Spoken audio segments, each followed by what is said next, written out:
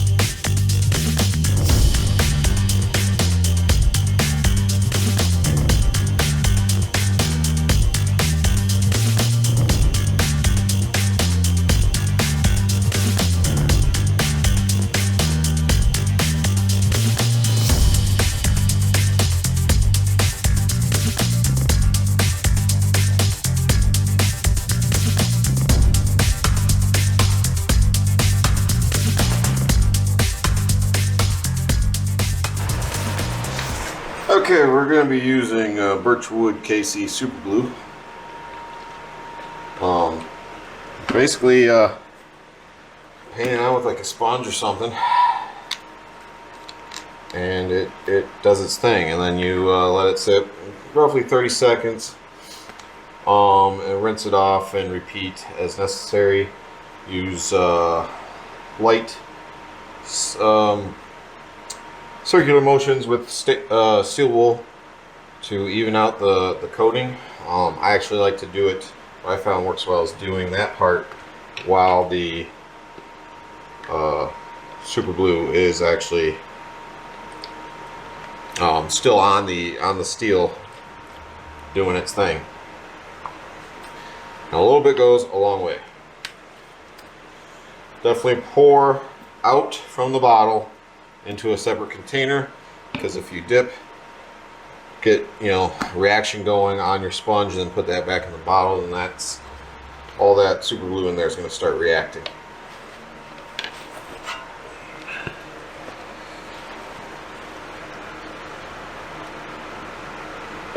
Okay, and here we go. You can see how fast it works. In some areas, I mean, it's important to clean it really well and dry it really well to have an even bluing process. Okay, so battery died while I was doing that last one, so I'll show you this one. It's really fun.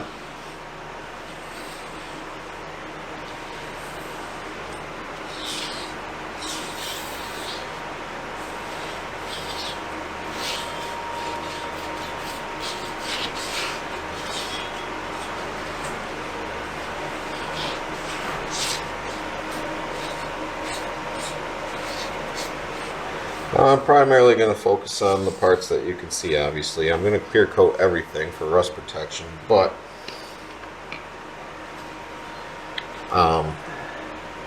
not super concerned about getting all the insides, you know, stuff that's not visible, coated.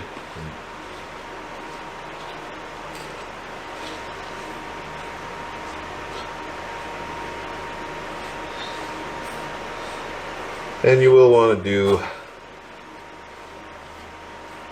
probably repeat this process a few times just to make sure you have even coating. This is not going to be a perfectly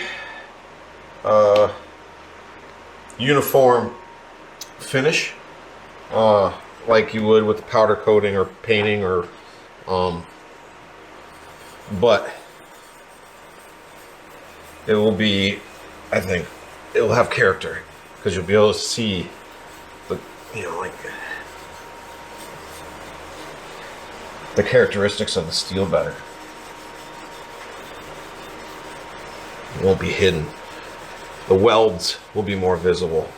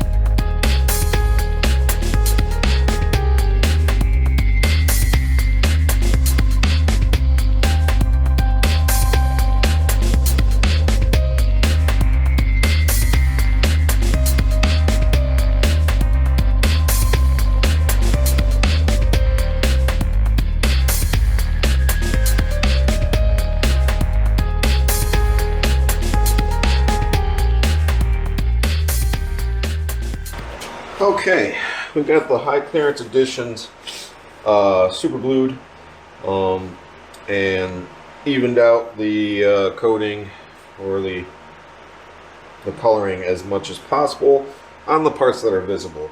The other parts I didn't really care so much. I did blue most of the non-visible parts that I could reach, but I didn't really care about the finish. What we're going to do now is clear coat it. We're going to be using this product called Sharkhide Metal Protectant. This is designed to apply directly to metal, aluminum, copper, brass, bronze, steel, stainless, and more. It says it will never peel, chip, flake, or yellow. Protects against stains, oxidation, corrosion, rust, weather, and salt spray. So, yeah, should work well. And it's actually really easy to apply now that they got them in these spray cans. So, here we go.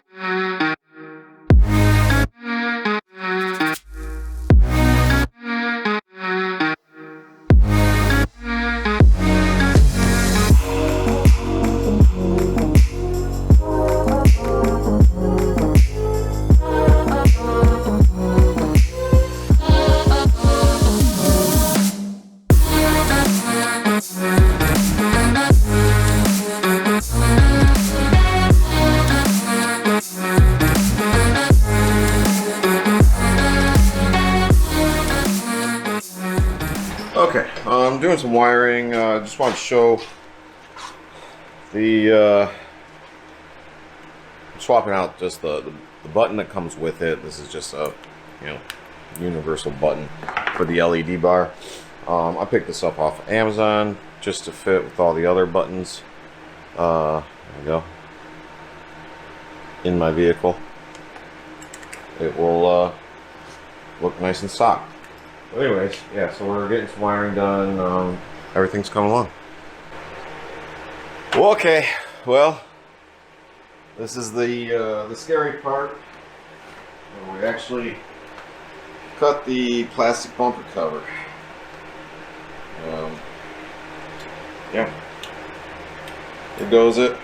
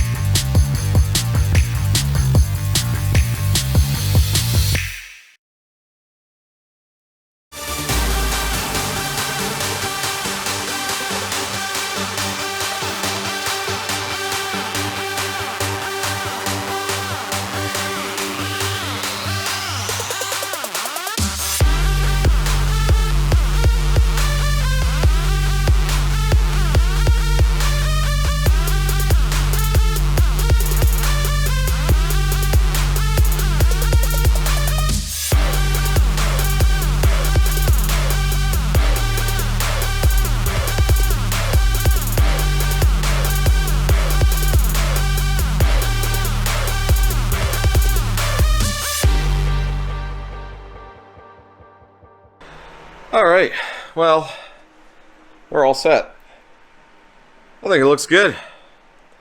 Let me know what you guys think, if you like it or not. If you like the cold blue, I think it looks really cool myself. I mean, I like the look of steel, so some of you might not like that and would prefer powder coating. But let me know what you think in the comments below. Other than that, I really like the look of it. I think it looks awesome. If you want step-by-step directions on how to install the C4 Fabrication bumper or high clearance editions, definitely check out, like, just YouTube it. They have it, search C4 Fab low profile install or high clearance install and you'll find it. That will give you the step-by-step instructions. This, since they already have that out there, this is not a step-by-step. More so to show you what it looks like with the cold blue on the steel, and I like it. So we'll see how long that Sharkhide holds up. If it doesn't hold up, I may be looking into a different clear coat option, or maybe just powder coating it just for durability, because that's my main thing. Anyways, I'm geeked. I'm excited to get this out on the trails and maybe get stuck and you have to use the winch or something. But thanks for watching. Thanks for hanging out. I'll see you guys next time. Okay, so as you guys saw, bumper looks awesome, or at least it did. Shortly after installing it, I started seeing some rust forming, unfortunately, and then a week later it was worse. 2 weeks later, even worse. It looks pretty bad, as you can see. So I actually contacted Sharkhide directly and talked to them about it. They think it's probably the black oxide coating that I have on there from the cold bluing process, because it creates a coating that's probably preventing the Sharkhide from properly adhering to the metal. So they were gracious enough to give me a refund. They're a great company, so don't let this prevent you from using them.